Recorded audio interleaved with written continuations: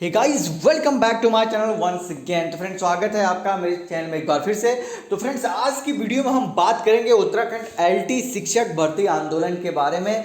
क्या इसकी मांगे हैं, यानी कि क्या एलटी जो कैंडिडेट हैं उनकी मांगे हैं, और कब ये आंदोलन होने वाला है, कहाँ ये आंदोलन होने वाला है, क्या आपको इसमें पार्टिसिपेट करना चाहिए नहीं करना चाहिए, उसके बारे में डिटेल में इस वीडियो हम आपके साथ चर्चा करेंगे।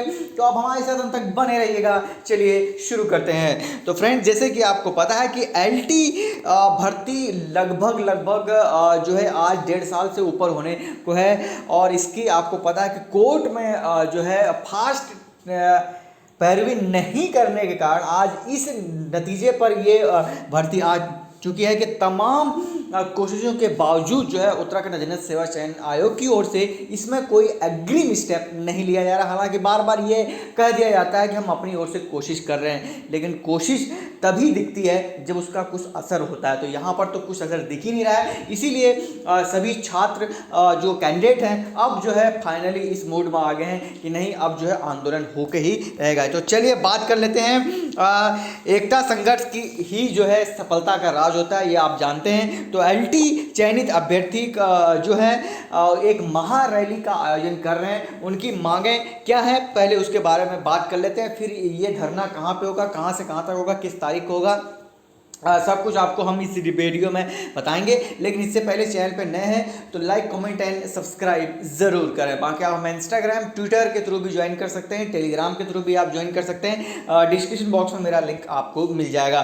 तो जो मांगे हैं उसमें जो सबसे पहली जो मांग है वो है वर्तमान में चल रही सहायक अध्यापक भर्ती में माननीय न्यायालय द्वारा 18 मई को मांगे गए जवाब को सचिव आयोग अति शीघ्र दाखिल करें। जैसे कि आपको पता है कि बार बार अगर सचिव का इंटरव्यू होता है, अध्यक्ष का इंटरव्यू होता है, तो बार बार वो यही करते हैं कि जो माननीय न्यायालय कहता है हम उसकी बात मानते हैं, जो वो मांगता है तो मांगता है तो ठीक है, लेकिन उसमें आप कितनी जल्दबाजी कर रहे हैं या कितने समय पर उन मांगों को कोर्ट तक पहुंचा रहे हैं वो मायने रखता है। यानी कि फास्ट ट्रैक में कितनी जल्दी आप इस चीज़ें कर रहे हैं वो सबसे इम्पोर्टेंट है, और वो तत्परता जो है आयोग में नहीं दिखाई देती है। आप मुझे कमेंट सेक्शन में बताना जरूर ये तत्परता दिखाई देती है या नहीं दिखाई देती है। तो दूसरी मांग जो सबसे बड़ी है और सबसे महत्वपूर्ण है कि जिन विषयों पर माननीय न्यायालय में कोई विवाद नहीं है उन्हें न्यायालय द्वारा दी गई तारीख 9 जून को ठोस पैरवी करके आगे की प्रक्रिया की अनुमति दी जाए। जैसे कि आपको पता है कि डीबी की डेट भी जो है निकाल दी गई थी आयोग की ओर से, लेकिन बाद में उसको हाई कोर्ट से स्टे लगा दिया गया था। तो इस तरह के तो यहाँ पर चली आ रही है। तो यही मांगे हैं कि 9 जून को जो पैरवी रखी गई है कोर्ट के द्वारा, जो तारीखें दी गई हैं, एक तो मुझे ये बिल्कुल समझ में नहीं आता यार कि ऐसा क्यों होता है और कौन इसके पीछे है कि उत्तराखंड में ऐसी कोई भर्ती नहीं होती जो कोर्ट का मतलब कोर्ट के दरवाजे पर दस्तक ना दे। जब से मैं ये जानकार हुआ हूँ और ये यूट्यूब पे आया हूँ और बाकी एज ए कैंडिडेट भी जब मैंने भरा है, ऐसी कोई भर्ती नहीं है कि जो कोर्ट के दरवाजे तक नहीं गई। आखिर ऐसा क्यों उत्तराखंड में होता है, आप मुझे कमेंट सेक्शन में बताना जरूर। आगे बढ़ते हैं। जो तीसरी जो सबसे बड़ी मांग रखी गई है वो ये है कि शिक्षा विभाग और उत्तराखंड सरकार बिना विवाद वाले विषयों में हस्तक्षेप करके चयनित अभ्यर्थियों को अति शीघ्र नियुक्ति दे। अब यहाँ पर जो बात आ जाती है शिक्षा विभाग की, शिक्षा विभाग ने अगर तत्परता बरती होती तो ये नौबत आज नहीं आती। इसका जीता जागता उदाहरण पीआरटी भर्ती है, जहाँ पर आपने देखा होगा एनआईएस डीएलएड वर्सेस बीएड, उसके अलावा डाइट डीएलएड वर्सेस पूरा ब्रिज कोर्स, ऐसा खिचड़ी उसमें पका दिया गया है उस भर्ती को कि आप क्या ही कहें, जितना कहें उतना कम है। आगे बढ़ते हैं। तो ये तो रही मेन मांग है। अब बात कर लेते हैं कि कहाँ पर ये भर्ती होने वाली है और कहाँ पर ये रैली होने वाली है और कैसे यहाँ पर होने वाली है। तो आप देख सकते हैं सिटी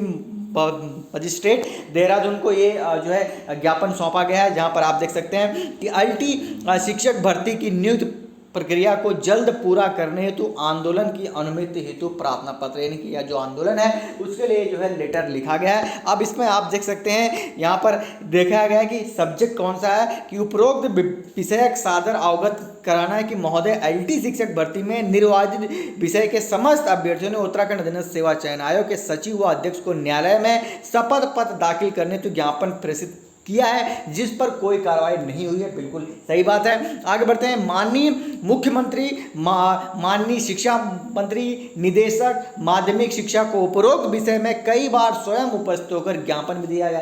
एक तो यहाँ पर ये पूरा उत्तराखंड में यही गेम जो है चलता रहता है, ज्ञापन इसको दो, उसको दो, उसको दो, होता जाता कुछ नहीं है, ये तो मैं देख चुका हूँ। ठीक है, आगे बढ़ते हैं। तो ये ज्ञापन देने में ही फालतू का टाइम वेस्ट होता है। आगे बढ़ते हैं। उसके अलावा पिछले 4 महीनों से एलटी भर्ती के निर्वाचित विषय के 800 छात्र मानसिक तनाव से गुजर रहे हैं, जो कि स्वाभाविक सी बात है। तो यहाँ पर जो है इनसे जो है निवेदन किया गया है रैली को लेकर, तो बात कर लेते हैं। तो अतः महोदय से रिक्वेस्ट है कि उक्त प्रकरण को ध्यान में रखते हुए समस्त एलटी अभ्यर्थी दिनांक 1 जून 2022 को 11 बजे गांधी पार्क से मुख्यमंत्री आवास तक शांतिपूर्ण रैली की अनुमति दी जाए और मुख्यमंत्री के समक्ष अपनी समस्या से अवगत करवाना चाहते हैं। अधिकतम 300 अभ्यर्थी शांतिपूर्ण रैली में सम्मिलित होंगे। महोदय, उपरोक्त समस्या के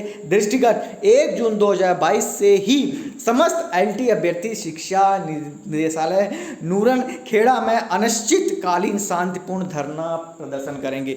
ये तो बिल्कुल वैसी हो गया जैसे कि आपको पता है कि डाइट डीएलएड वालों ने कम से कम 56 दिन तक आंदोलन किया था, तब जाके पीआरटी भर्ती को लेकर कोई डिसीजन बाहर निकल आया था। तो इसी तरह से आप देख सकते हैं उत्तराखंड में समस्त भर्तियों का यही हाल है। तो सबसे हमारी आवेदन रिक्वेस्ट है, जितने भी एलटी के अभ्यर्थी इस वीडियो को देख रहे हैं, अगर आप देख रहे हैं तो ज़रूर 1 तारीख को पहुँचिए देहरादून। अगर देहरादून नहीं पहुँच रहे हैं तो अपने दोस्तों तक ये वीडियो फैलाइए जो देहरादून के आसपास हैं। बाकी हमारे पास कोई भी इन्फॉर्मेशन आएगी तो हम आप तक ज़रूर शेयर करेंगे। वीडियो अच्छा लगा तो लाइक, कमेंट एंड शेयर ज़रूर करें। धन्यवाद।